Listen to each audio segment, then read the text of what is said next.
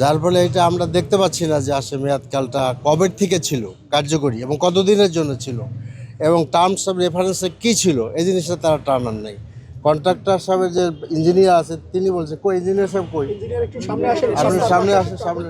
সে engineer সাহেবকে আমি মানে দেখা যাবে না তো, ক্যামেরা দেখা যাবে না। হ্যাঁ, উনি বলুক আপনার এটা টার্মস অফ রেফারেন্স কী ছিল, আপনার কোনো কাগজপত্র নাই, কিছু টানার নাই, আমরা বুঝবো কীভাবে? আপনি কি এখানে ইঞ্জিনিয়ার নাকি না প্রতিষ্ঠানের? না, কন্ট্রাক্টর আপনি কালো টুপি ভাই আপনি যে আপনার এখানে মেয়াদকাল কয়দিন বা কত টাকা বাজেট বা কিভাবে কাজ হবে, কতটুকু রাস্তার কত স্কোয়ার ফিট, এটা কেন টাঙানো ছিল না? টাঙ্গানো হয়েছিল মেন রোড, ওটা চুরে। না এটা মেন রোড, আপনি ভুল বলতেছেন। মেন রোড ইজ আনাদার মানে অর্ডার, ওইটার তো আলাদাভাবে টানাবেন। এইটা আলাদা অর্ডার, এটা আলাদাভাবে টানাবেন, এটা আলাদা সম্পূর্ণ। প্রত্যেকটা কাজে তো আলাদা আলাদা সাইনবোর্ড টাঙানো উচিত ছিল, হয় না? কেন হয় না বা কি আসলে এটা কোনো চুরি বা অসংগতির কোনো একটা ইয়া ছিল কিনা? না চুরি করা। আপনি একটু আগে এমপি সাহেব বলছিলেন যে এখানে যে গাছ এবং যে খাম্বা আছে এটা আপনার পরিবেশ বন এবং সিটি কর্পোরেশন আপনারা কাগজ দিয়েছেন, আসলে কি তাকে কাগজ পেয়েছিল? জি জি, বন বিভাগে, সিটি কর্পোরেশন থেকে বন বিভাগে দেওয়া হয়েছে। ওটা গাছ আর আপনাদের কোনো রেসপন্স করে নাই।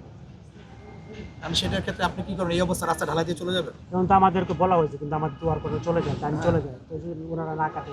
তো এটা কিভাবে থাকবে, এই যে জনদুর্ভোগ কিভাবে রেখে আমাদের কয়েকবার নোটিশ দেওয়া হয়েছে ওনারা কিছু করতেছেন। আরেকটা কথা, আপনি যেখানে কাজ করতেছেন আপনি দেখেন সব ধুলাবালি, এই জন্য আপনি কি করতেছেন? আমরা পানি দিচ্ছি স্যার। কই পানি দিচ্ছেন? আপনি এমপি আসার আগে শুধু দেখলাম আপনারা নিয়মিত পানি দেন, এরকম আমরা নিয়মিত পানি আপনারা এখানে আমরা এই এলাকার স্থানীয়, আমরা গতকাল রাত্রে এসে গেছি 12টার সময়। এখন আপনি আপনার জায়গা থেকে কি করবেন? আচ্ছা, আমরা একটু আপনার কাছে আসতে চাই, ওনার কথা আমরা বুঝতে পারছি। আপনি আসলে আলোচনার বাইরে আর কোনো পদক্ষেপ নেবেন কি? না, এটাই তো বড় পদক্ষেপ। আমি এখানে আসলাম সরজমিনে দেখার জন্য, and then I talk to the contractor. So ওনারা আমি দেখলাম যে বেশ কিছু অসঙ্গতি আছে। প্রথম কথা হলো কাজের বিবরণী উনি এখানে প্রদর্শন করেন নাই, যার ফলে আমার মতো সকলেই দেখতে পারতেন আসলে এখানে কাজের বিষয়টা কি ছিল সেটা হয় না। এখানে এসে দেখলাম যে আসলে এখানে যারা যে খোয়া ব্যবহার করা হয়েছে এটা বাহ্যত খোয়া না। আপনি দেখেন ওদিকে যেখানে ক্যামেরাটা আছে, দেখেন খেয়াল করে দেখেন, সেখানে বড় বড় আদলা ইট দিয়ে রাখা হয়েছে। এটা তো কম্প্যাকশন ভালো হবে না, তাদের কাজের কোয়ালিটি যে খারাপ হবে তা স্বাভাবিকভাবে বোঝা যাচ্ছে আর কি। এরপরে এনভায়রনমেন্টের দিকে তারা মোটেই খেয়াল করেন নাই। এখানে পানি ছিটানোর কথা প্রত্যেকটি কাজের পরপরই সারাদিনে কয়েকবার ছিটাইতে হয়তো হবে, কারণ ধুলাবালি আছে, সেটা করেন নাই। প্রচণ্ড ধুলাবালি হচ্ছে। ইলেকশনের সময় আমি প্রচুর মুভ করছি এখান থেকে, আমি দেখছি তাদের ধুলাবালির জন্য চলতে পারেন নাই।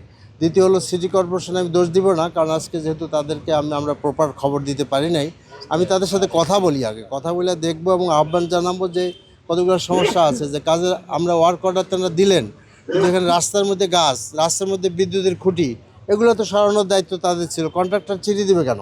এটা তারা রাস্তা ক্লিয়ার করে দিবে কাজ করার জন্য। এবং সিটির পক্ষ থেকে যারা তত্ত্বাবধানে আছে, ইঞ্জিনিয়ার যারা, দোজ হু আর মানে যারা দায়িত্বে, দে শুড কাম, আসা উচিত, দেখা উচিত এবং তাদেরকে বিল দেওয়ার আগে এটি নিরূপণ করতে হবে যে কাজ প্রপার হয়েছে কিনা।